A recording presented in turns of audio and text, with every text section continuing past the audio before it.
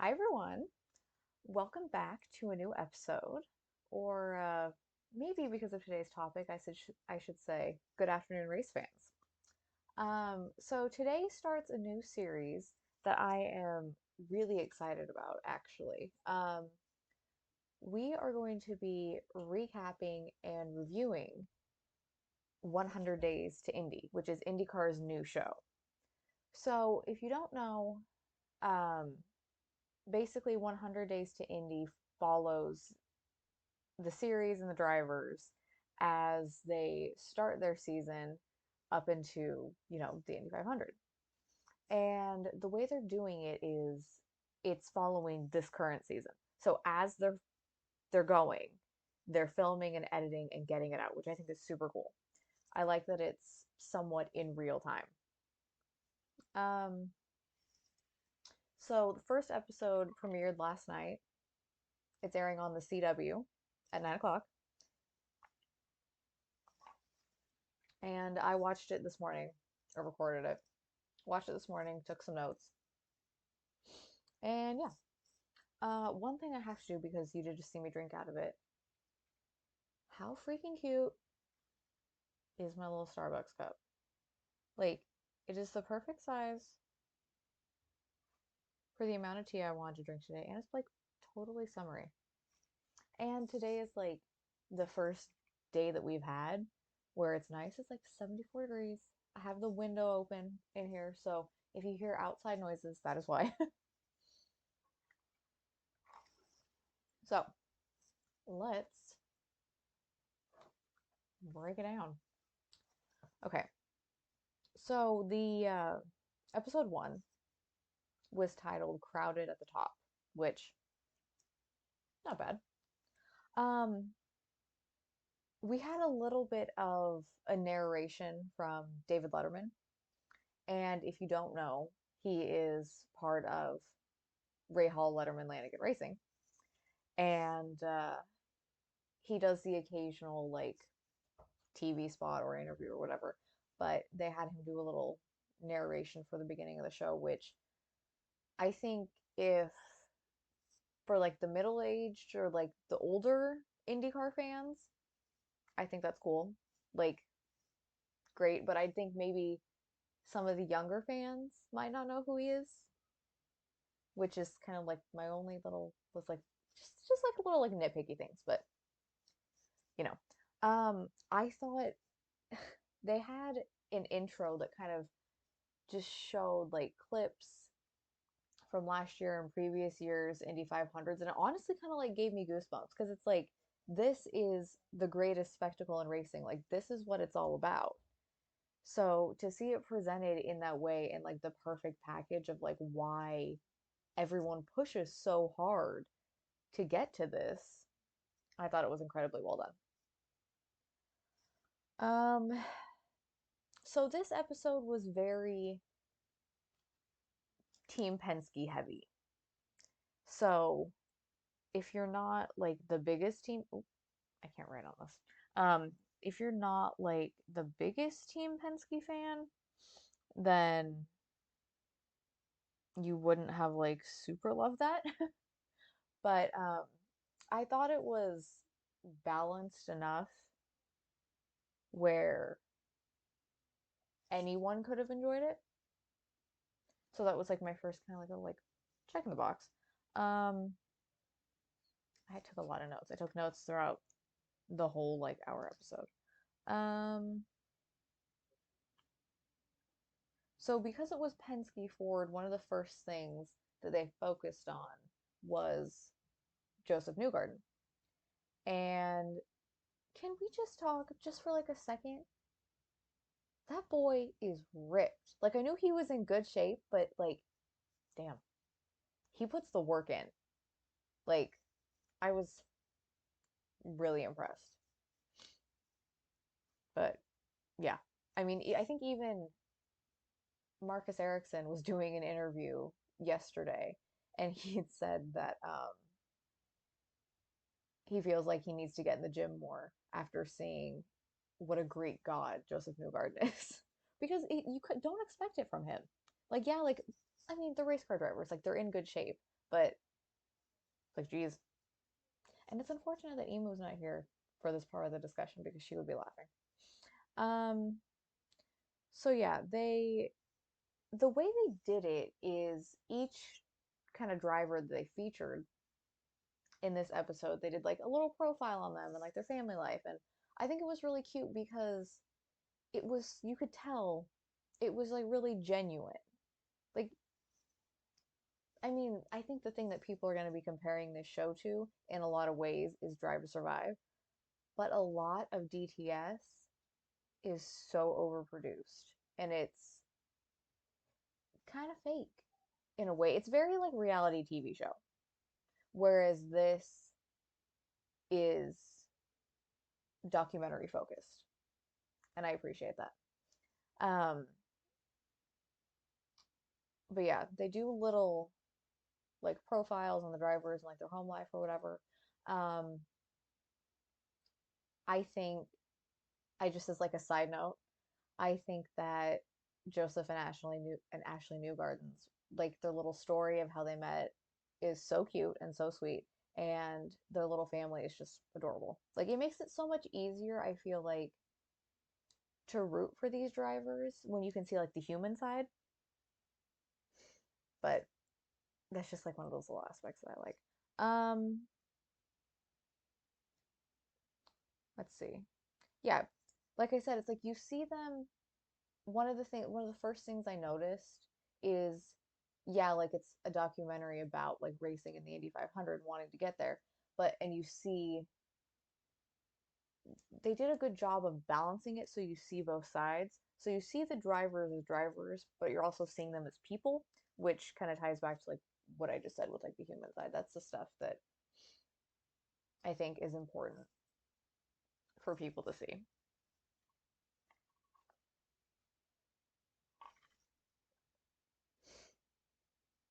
They did open it up because they were talking about, like the top teams. It's always every year you come into a new year, it's Team Penske and Chip Ganassi.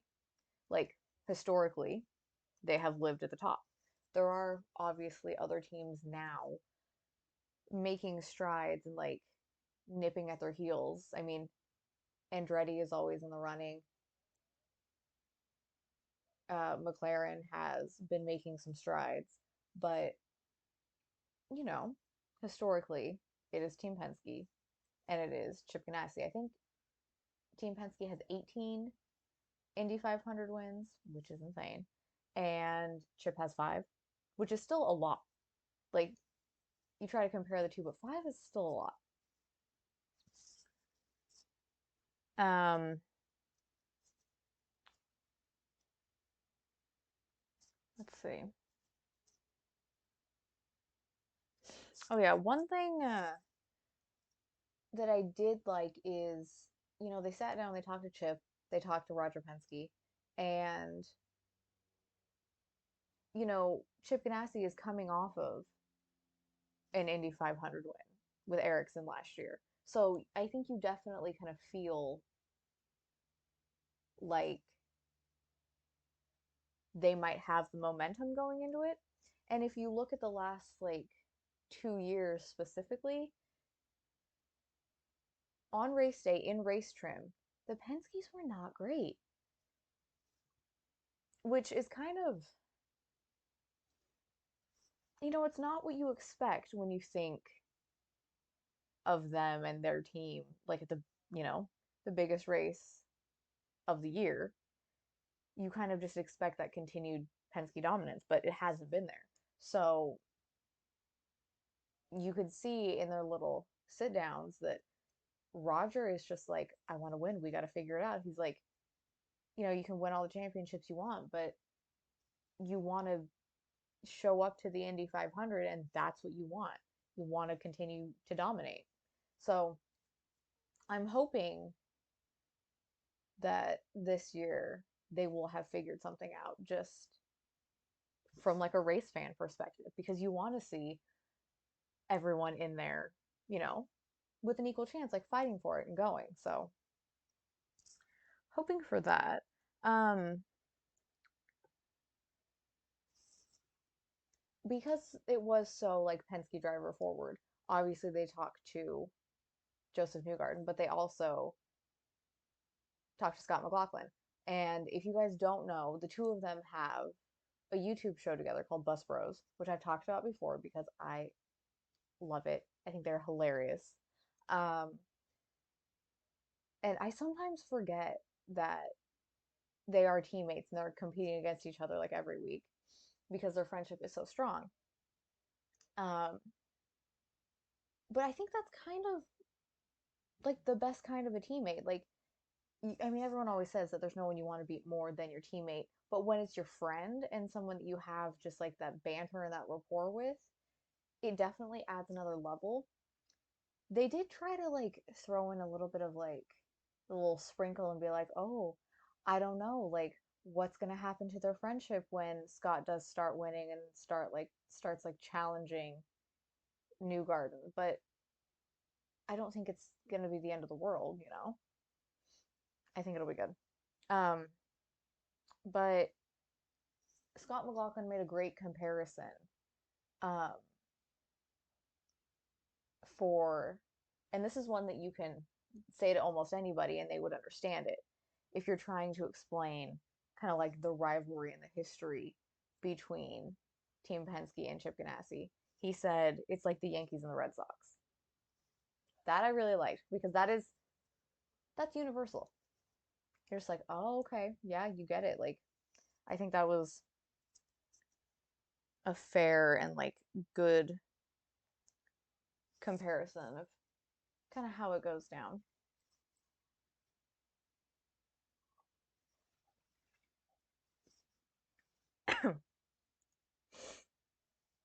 Ignore me.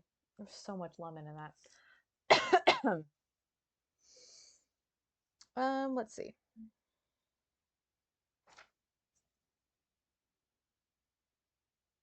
Okay, so one thing I did really, really like is they had James Hinchcliffe giving a breakdown of how an IndyCar weekend goes, which I think this is great for everyone who is new to the sport or is has been like a casual viewer, or even there's some people that are longtime race fans that might not know. Um, so Thursday is your day. You show up to the track, you meet with your team, you meet with your engineers, you know, figure out kind of like what you want. Friday, you're on track for practice. That's when you're testing things that you might want to see, testing things that your team wants, you know. Saturday qualifying. That's a fast day. It's got to go fast day. And then Sunday is race day. And I think it was really smart to include that breakdown in there because, like I said, it is valuable information for people. Because sometimes you just don't know. And, you know, the best kind of race fan is an informed race fan because we see a lot of the opposite out there on social media, especially. And you want to avoid that. Um, Also, okay. No, you know what? I'll throw that in later. Ignore that I said that. So we got to see a little bit of like Scott McLaughlin's little like home life with his wife Carly and her parents. And honestly, it was so cute to me. Like these are the things that me maybe it's just like I don't know if it's like as a woman that I care about that I'm interested in knowing. But I think that it's so cute to see the relationship that he has with her parents because his family is on the other side of the world. And the fact that they've really like kind of like stepped up and become like race car parents, I think it's super sweet. So definitely those segments I think were worth it.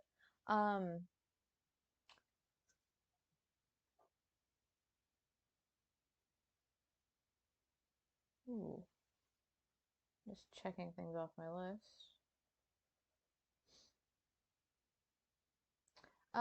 So from that, they went to kind of the Chip Ganassi side and, talked about Erickson because he was, he is the reigning Indy 500 champion. Um, People, and I'm totally guilty of this. I think we all kind of do it, whether we like realize it or not. It's not ever like malicious, at least not on my end. When people talk about who's in the championship conversation, you immediately, Dixie, Will Power, there's 4 or 5 guys that you think of. Erickson is not typically one of those guys. Even last year, after he won, it was like, okay, cool. Now who's going to be the champion? I think even at the end of the year last year, he still had a chance. He was like on the back end, but there was a chance. But no one really was putting him in that conversation. And he knows it. And I think he probably does have a little bit of an attitude about it, which I would too. Um, Maybe a little bit of a chip on his shoulder about it. But you know what? Those are the things that drivers will take because they know, they hear it, and they'll use it as motivation. Not all of them, but some people will.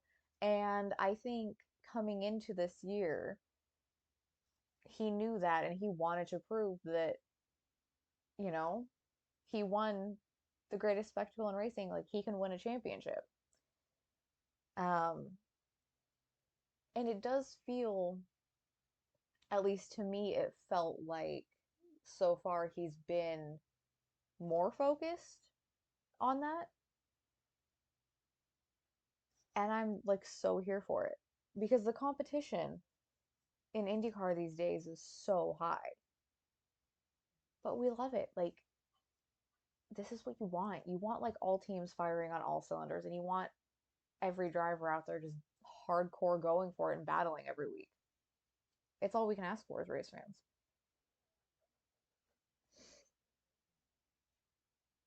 Um, One thing I did notice that I really, really appreciated when they were showing the actual race and the stuff from St. Pete, it was more like because I mean, Emo and I watch highlights all the time and comment on it. That's what it felt like. It felt like watching highlights, but like in the best way. It didn't like jump cut around, kind of like Drive to Survive can, because I find that the most irritating thing. Like, I don't need to watch the same race 17 times, like in 17 different episodes. Just show me what's going on as it's happening. Like, show me the highlights. And that's what they did. And just, yes. So much yes. I think, mm, I think that was definitely the way to do it. Um, one thing I'm always interested in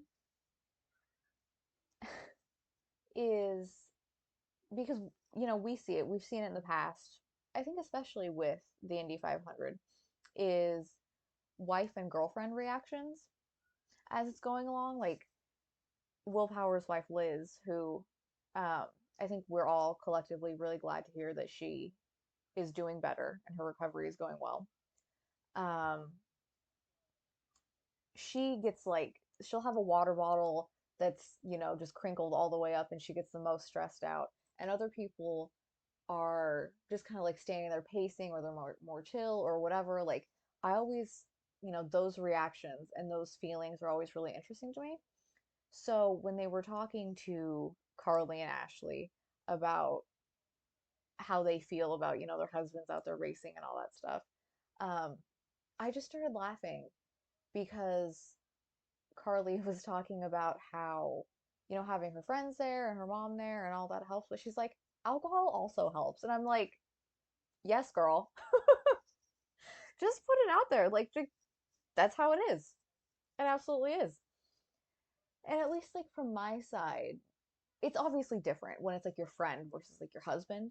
But once you have like friends or people and people you care about that are in a series and they're actively, racing, it totally changes the game. It totally changes how you watch and how you feel watching. So the fact that she just straight up said it, yes. Like, I want to be her friend. I want to have a drink with her. She seems so fun.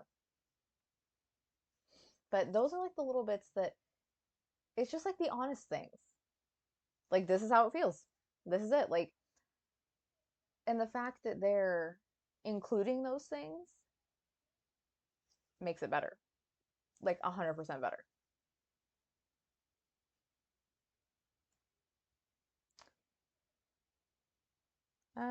Let's see.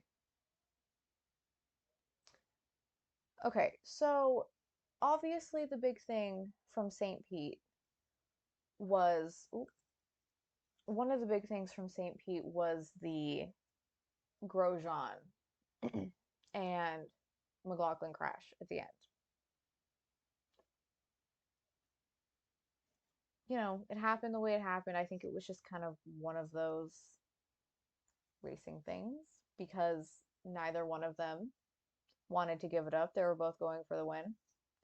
Um, but the way that they edited that and the way that they went and showed afterwards when Scott went to talk to Grosjean, that I really, really appreciated because they could have gone all the way over dramatization, but they didn't.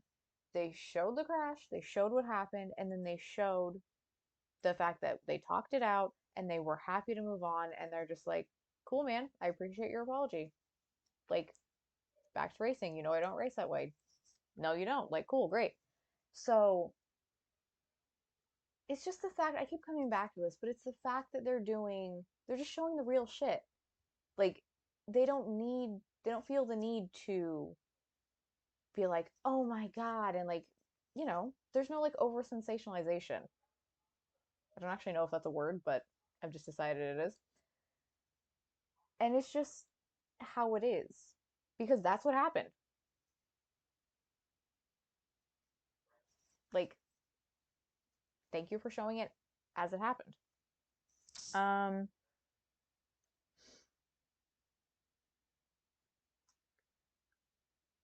I do think that obviously at the end of the day, Marcus Ericsson was P1 in that race. Um, I think he definitely put himself in the championship conversation. And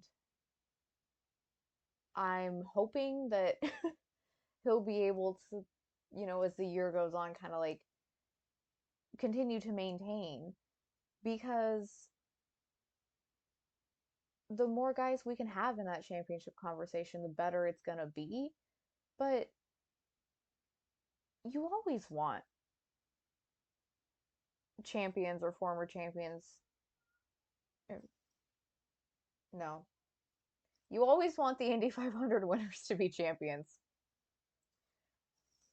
because to do one is great, but to do both is cool. Like, you can do them separately, and people do.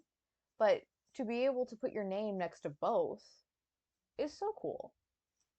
Like, yeah, you were the best at this, but you were also the best this year. Like, perfect sandwich right there. Um, but yeah, I think if um they can kind of keep the momentum going, then no one should be forgetting him this year, including me.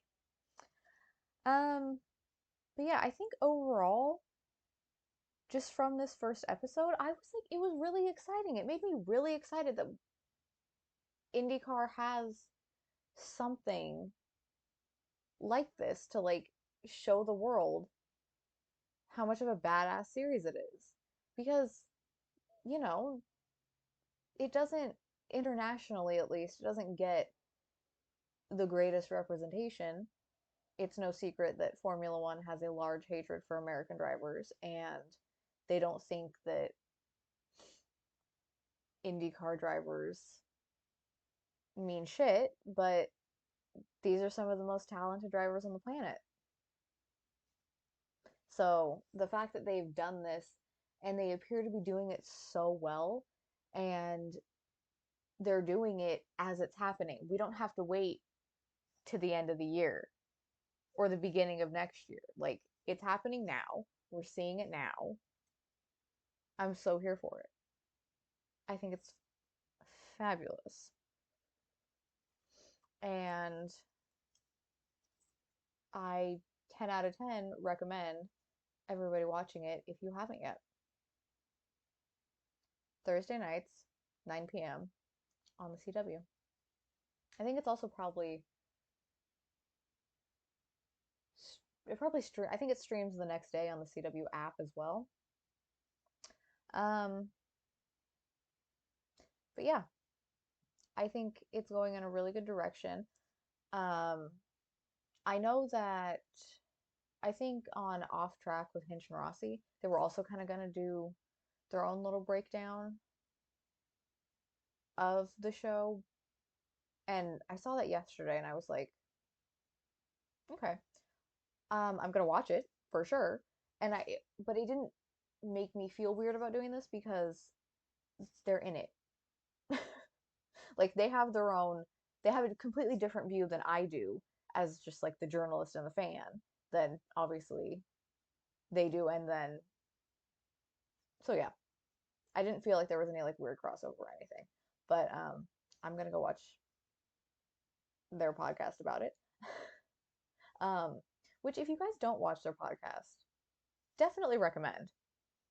It's super fun. Um, I watched a clip of theirs recently because sometimes when I want to do like chaotic shit or Emu and I are chaotic, I'm like, are we being too much? But then I'll go and like watch like other shows. Like I'll watch Bus Bros or I'll watch Off Track with Hinch and Rossi where they did a whole segment about butt chugging sunlight. And I'm like, no, we're doing fine.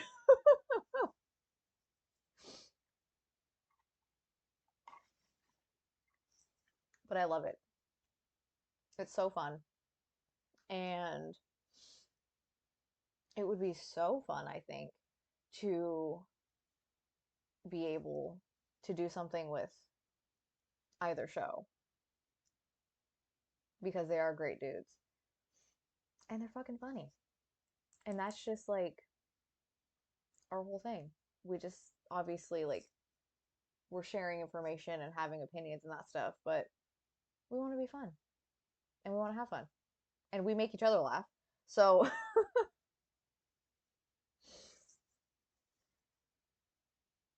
you know, um, but yeah, I kind of think that that was all I had for that today. Yeah, I'm gonna do this new segment every Friday after the show. So be sure you're watching and then come here and have your opinions. I want to hear them all. Um, oh my God. Okay, there's one little thing I want to talk about, which is we are back into, after a month of nothing, we are back into 5 F1 races in 6 weeks, and the thought of that makes my brain want to fall out of my head.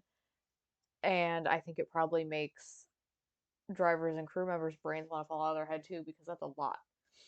Like, I feel like this is what overscheduling does to a series, and they want to add more. But we're back to that. So we're gonna have a lot of fantasy updates.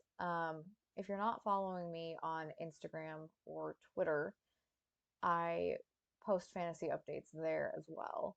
Just little things that I'm doing.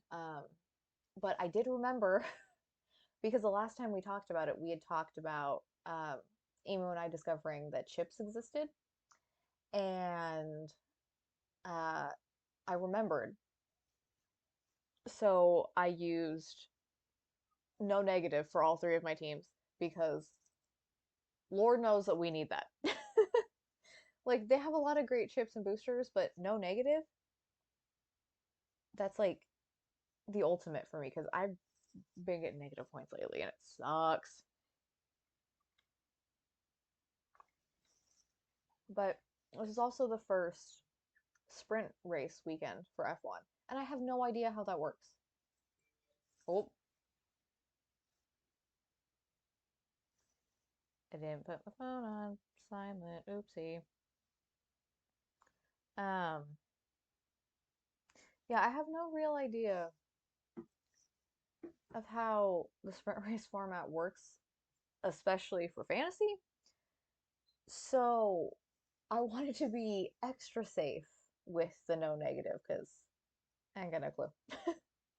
Um, but if you're looking for other racing this weekend, there is IndyCar at Barber, and the NHRA is in North Carolina, and they're going to go four wide for the second time this year, which is exciting. So yeah, um, I think that was kind of everything I had for today. It is a beautiful day. It's supposed to be super nice tomorrow as well. So I'm hoping to get outside and enjoy the sun a little bit. And I hope you guys get to do that too. Have a good weekend and all that. And yeah, um, thanks for watching, and we'll see you next time. Bye, guys.